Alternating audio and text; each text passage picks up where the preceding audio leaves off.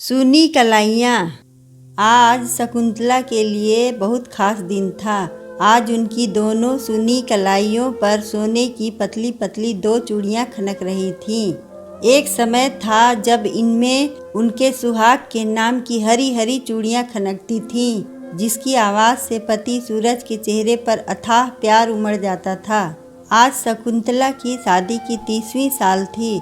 जब बेटा चिराग मात्र 5 साल का था, तभी सूरज की एक दुर्घटना में मृत्यु हो गई थी। शकुंतला जी पर दुखों का पहाड़ टूट पड़ा। उनकी दुनिया एक पल में ही उजड़ गई। बेटा चिराग एकमात्र उम्मीद था। सूरज जी ने शादी के 5 सालों में शकुंतला जी को इतना प्यार दिया कि लोगों को यही लगता था कि उनकी लव मैरिज है। सूरज जी को शकुंतला जी के कलाइयों में चूड़ियाँ बहुत भाती थी। जब भी दोनों में कभी भी छोटी या बड़ी अनबन होती तो शकुंतला जी को मनाने के लिए एक नया चूड़ी का डिब्बा ले आते। उसी तरह जब शकुंतला जी को सूरज जी को मनाना होता तो वो अपनी कलाइयों को चूड़ियों से भर लेती और जानबूझकर छन छन करती। सूरज जी के यूं अचानक चले जाने से शकुंतला जी और चिराग की जिंदगी कहीं रुक सी गई। पूरी पूरी रात रो कर गुजारती। कब सुबह होती पता भी नहीं चलता था। पति के जाने के साथ ही सभी साज श्रृंगार भी चला जाता। शकुंतला जी को विधवा के रूप में देखकर चिराग गुमसुम रहने लगा। वो शकुंतला के हाथों में चूड़ी खोजता। सुनी कलाइयों को देखकर चिराग रोता और जबरदस्ती उसे चूड़ी पहनने को कहता।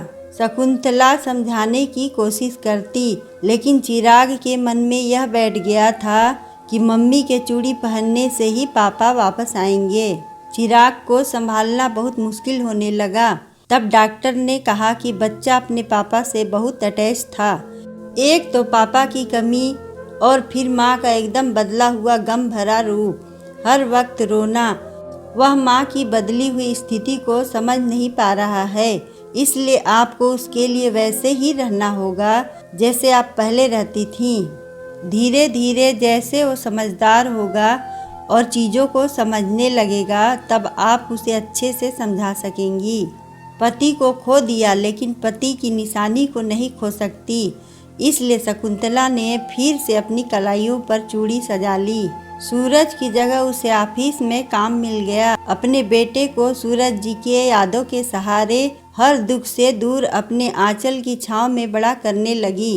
और आज उसकी मेहनत रंग लाई और चिराग एक सॉफ्टवेयर इंजीनियर बन गया। अपनी पहली सैलरी से शकुंतला के लिए सोने की चूड़ियां लेकर आया और उसके हाथों में डालते हुए बोला, पापा के जाने के बाद भी आपको सिर्फ मेरी वजह से यह चूड़ियां पहननी पड़ी और इसके लिए आपको कई बार लोगों के ताने भी सुनने पड़े, लेकिन आपने सब हंसते हुए सह लिया। सच में एक माँ का दिल ही इतना मजबूत होता है कि अपने दुख को अंदर दबाकर अपनों की खुशी के लिए दुनिया के सभी रंज सह लेती है।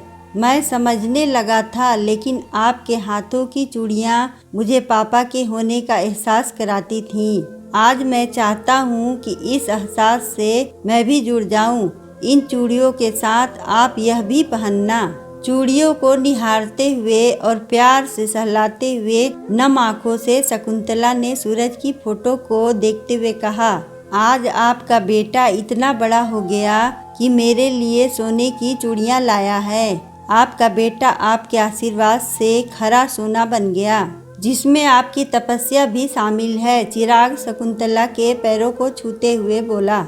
वक्त ने शकुंतला की कलाइयों को सूना कर दिया, लेकिन आज उसी वक्त ने उसकी कलाइयों को एक बार फिर बेटे के प्यार से भर दिया।